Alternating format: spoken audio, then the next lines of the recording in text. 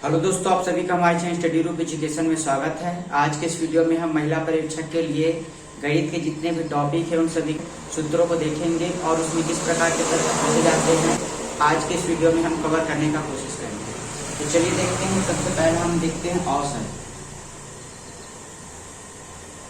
औसत में मूलतः आपका पहले टाइप का जो प्रश्न होता है उसमें आपको संख्या दी गई रहेगी, जैसे मान लीजिए 15, 16, 18। ऐसे प्रश्नों का आपको सीधा बोलता है औसत ज्ञात कीजिए। तो ऐसे प्रश्नों का औसत ज्ञात करने के लिए आपको इन सभी को जोड़ देना है और जोड़ने के बाद इसे 1, 2 और 3 संख्या है तो इसे 3 से भाग कर देंगे। इसमें आपका दूसरा टाइप का प्रश्न बनता है average equal to total upon number. यहाँ पर आपको औसत लिखना है, ऊपर में टोटल होता है और नीचे में नंबर। इसी से आपका फार्मूला बनता है A × A equal to total. सूत्र है औसत के प्रश्न में आपको हमेशा टोटल ज्ञात करना रहेगा। प्रश्न में आपको औसत और संख्या दी गई है। इसके अलावा number equal to total upon average. तो ये औसत के सूत्र हैं। इसके बाद अगला हम क्षेत्रफल पर आधारित सूत्रों को देखते हैं। क्षेत्रफल में सबसे पहला हम वर्ग, उसके बाद आयत को देखेंगे। वर्ग एक ऐसी आकृति होती है जो 4 भुजा से बनी होती है और इसकी सभी भुजा की लंबाई बराबर होती है। इसमें सबसे पहला सूत्र होता है क्षेत्रफल का। क्षेत्रफल में इसके चारों भुजा की लंबाई बराबर रहेगी तो सभी को ए से रिप्रेजेंट करते हैं। इसका क्षेत्रफल होगा भुजा गुणित भुजा। इसमें पहला सूत्र होता है क्षेत्रफल का भुजा गुणित भुजा। दूसरा सूत्र होता है परिमाप का। परिमाप का सूत्र होता है 4 गुणित भुजा। अगर प्रश्न में आपको इसकी लंबाई 6 दी गई रहेगी तो आपको डायरेक्ट परिमाप पूछा जाएगा, तो आपको इसमें भुजा की जगह 6 रख देना है तो आपको मिलेगा 24। इसके अलावा एक महत्वपूर्ण इसमें बनता है डायगोनल।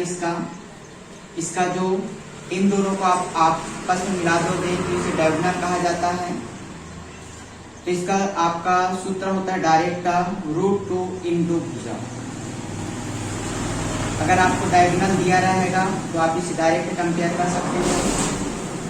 मान लीजिए इस प्रश्न में अगर आपको इसका जो डायगोनल है उसका मान दिया है 8, तो आपको भुजा ज्ञात करना रहेगा। तो इसी को आप यूज कर सकते हो। यहाँ पर आप लिख लो 8 बराबर √2 × भुजा। तो डायरेक्ट आप 8 और √2 को नीचे ले आओगे तो यहाँ पर आपको डायरेक्ट मिल जाएगा भुजा का मान। अगर आपको प्रश्न में भुजा दिया है और आपको इसका डायगोनल पूछा जाएगा तो आप इसमें डायरेक्ट इसका वैल्यू रखकर, मान लीजिए इसमें भुजा की लंबाई 6 है तो आप डायरेक्ट इसे रखकर इसका डायगोनल फाइंड कर सकते हैं। अगर आपका डायगोनल दिया है और आपको क्षेत्रफल फाइंड करने बोले तो क्षेत्रफल को आपको ज्ञात करने के लिए आपको यहाँ पर लिखना है इसके डायगोनल का वर्ग और बटा में रहता है आपका 2।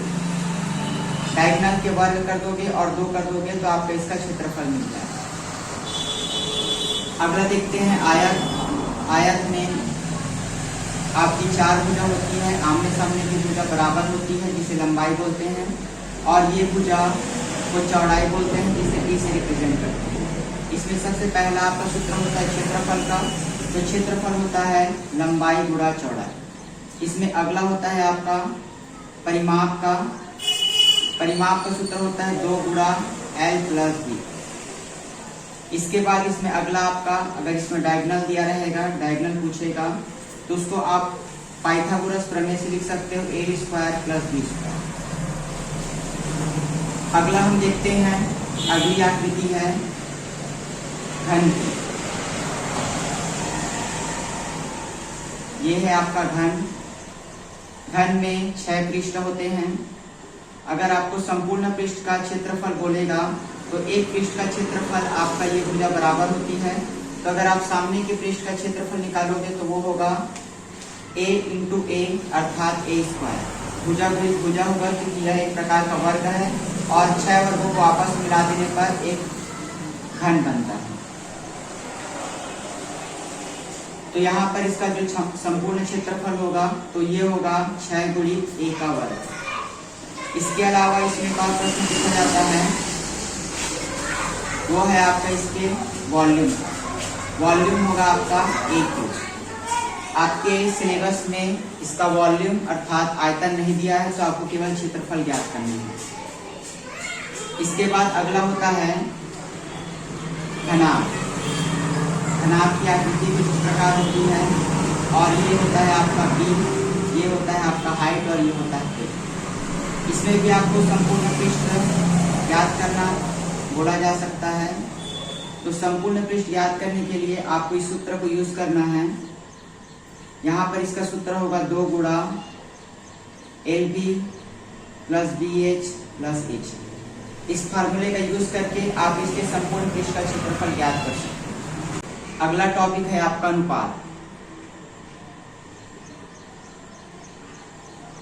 अनुपात में आपको कुछ बेसिक प्रश्न पूछे जाते हैं, जैसे कि ऐसा टाइप का आपका प्रश्न पूछा जाता है A/B इक्वल टू 2/3 और B/C इक्वल टू 5/4। आपसे पूछा जाता है कि A/B/C का वैल्यू क्या होगा।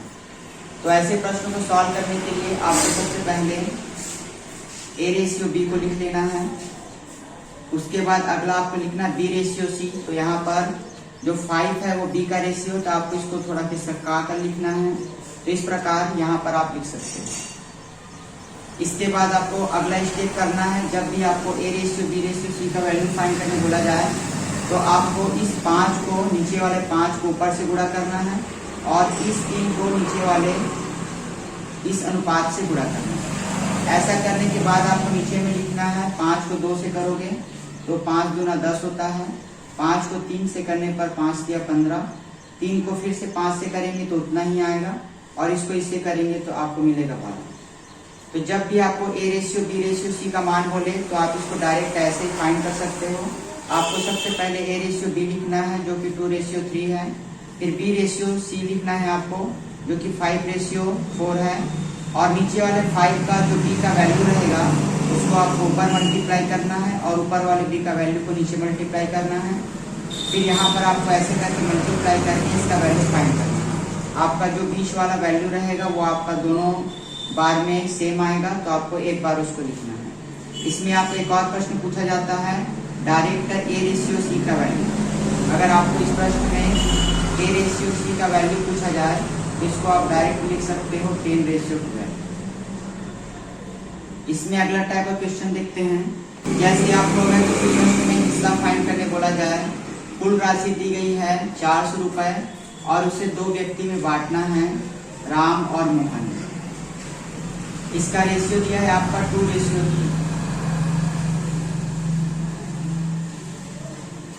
तो आपको बताना है कि राम को कितना रुपए मिलेगा और मोहन को कितना रुपए मिलेगा। तो राम का हिस्सा फाइंड करने के लिए आपको सबसे पहले 400 को लिख देना है।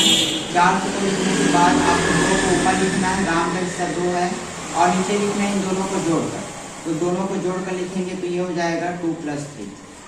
इसके बाद अगला होगा 400 गुणा 2, और इन दोनों को जोड़ देंगे तो ये हो जाएगा 5, कटा देंगे तो ये हो जाएगा 80, और आपस में गुणा कर देंगे तो ये हो जाएगा 160। तो राम को मिला 160 रुपए। अगर आप मोहन का हिस्सा फाइंड करोगे तो मोहन के हिस्से के लिए आपको सबसे पहले कुल राशि लिख देना है।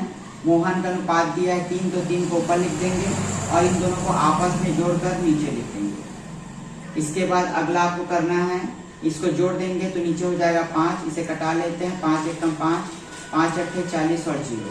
तो इसको गुणा करने पर आपको मिलेगा 240। तो मोहन का हिस्सा होगा 240 और राम का हिस्सा होगा 160।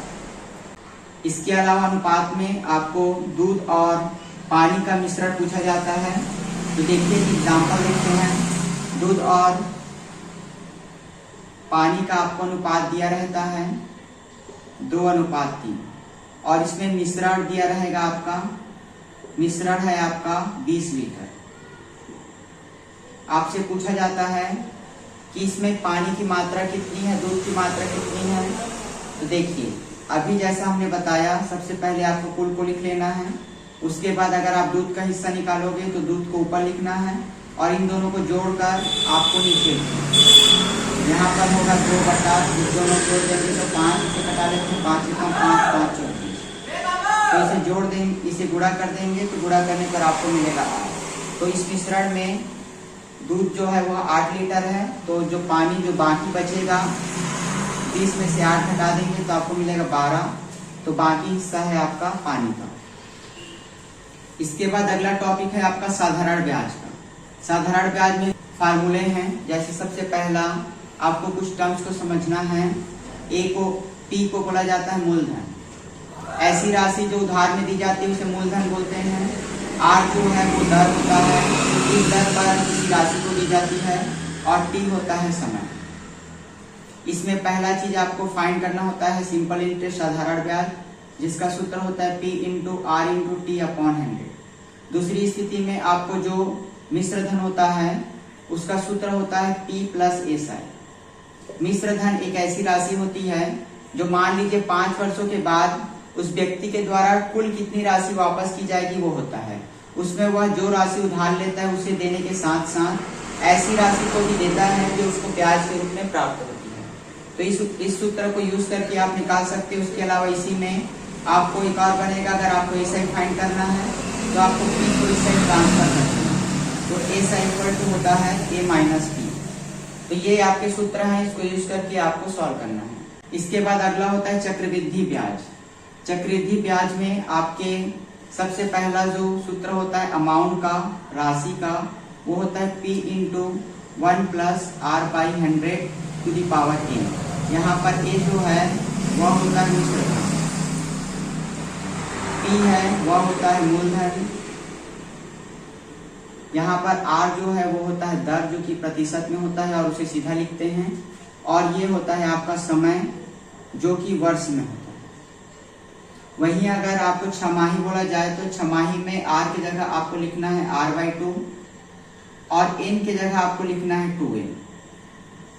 छमाही में जो दर होती है उसे आधा कर देते हैं और जो समय होता है उसे दुगना कर देते हैं। इसके अलावा साधारण ब्याज वाले प्रश्न में सूत्र भी बदलता है, जैसे एस आई इक्वल टू होता है P into R into T upon 100। यहाँ पर जो T होता है वो वर्ष में होता है। प्रश्न में आपको महीना दिया है तो महीना के लिए आपका नया सूत्र बनेगा, नीचे आपको 12 से भाग करना पड़ेगा अगर यहाँ पर आपको महीना दिया है तो। यहीं पर अगर आपको दिन दिया है तो दिन की स्थिति में यहाँ पर आपको 365 से भाग करना है, तो ये इसका फार्मूला चेंज होगा। अगर आपको दिन या फिर महीना दिया है तो उस स्थिति में यहाँ पर सामान्यतः वर्ष रहता है, इसको आपको सॉल्व करना है। इसके अलावा इसी साधारण ब्याज में कुछ और सूत्र होते हैं, जैसे इसका सामान्य सूत्र होता है P into R into T upon 100। इसमें अगर आपको R फाइंड करने बोलेगा तो R फाइंड करने के लिए जो 100 है वो SI से गुणा हो जाएगा, तिर्यक गुणा, और यहाँ पर P इंटू टी, जिस चीज को आपको ज्ञात करना है वो ऊपर रहेगा, बाकी सभी को आपको नीचे ले आना है। तो अगर आपको दर ज्ञात करना है तो आपको ऐसा लिखना है।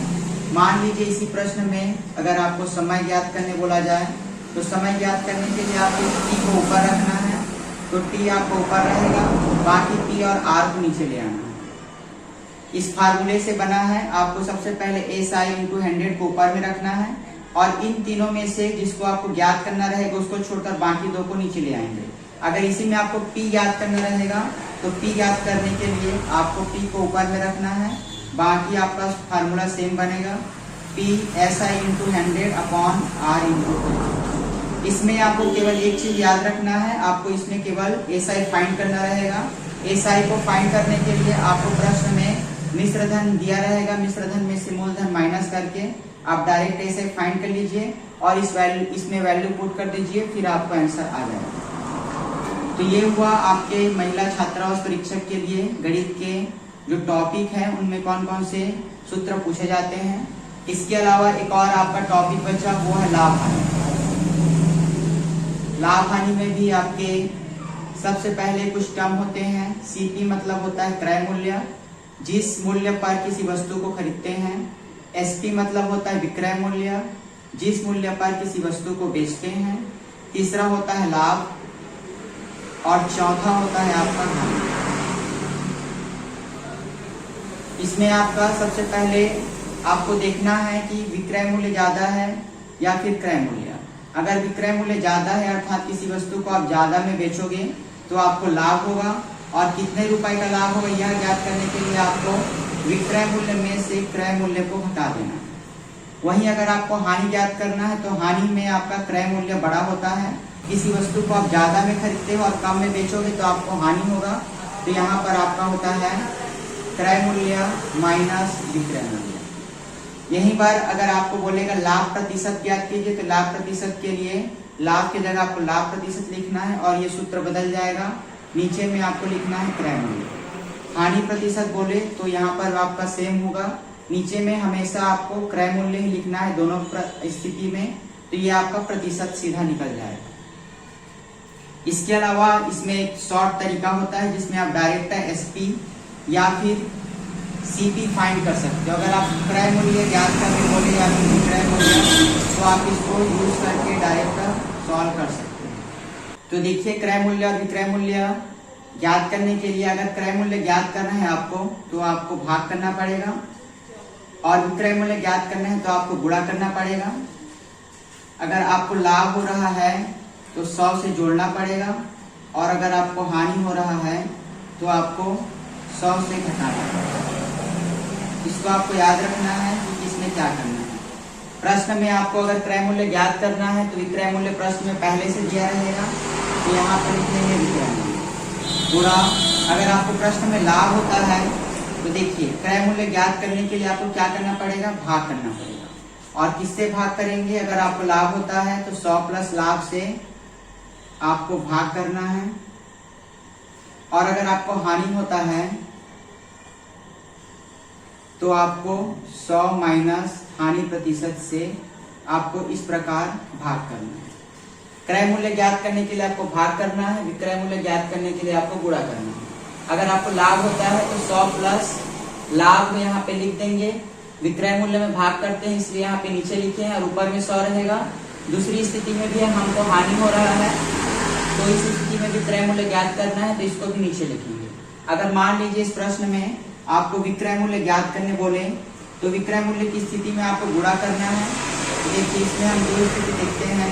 पहला हमें विक्रय मूल्य ज्ञात करना है तो हमें क्रय मूल्य दिया रहेगा तो हम सबसे पहले क्रय मूल्य को लिखेंगे। अब हमको विक्रय मूल्य में गुणा करते हैं तो किससे गुणा करेंगे, या तो आपको लाभ दिया रहेगा या फिर हानि। अगर लाभ दिया है या फिर हानि तो लाभ में आपको प्लस करना है और अगर हानि दिया है तो आपको माइनस करना है। ऐसा करके आपको लिख देना है और नीचे में हमेशा आपका 100 रहेगा। तो ये आप ट्रिक को यूज करके इसे सॉल्व कर सकते हो। तो ये हुआ लाभ हानि और परीक्षा में पूछे जाने वाले महत्वपूर्ण सूत्र।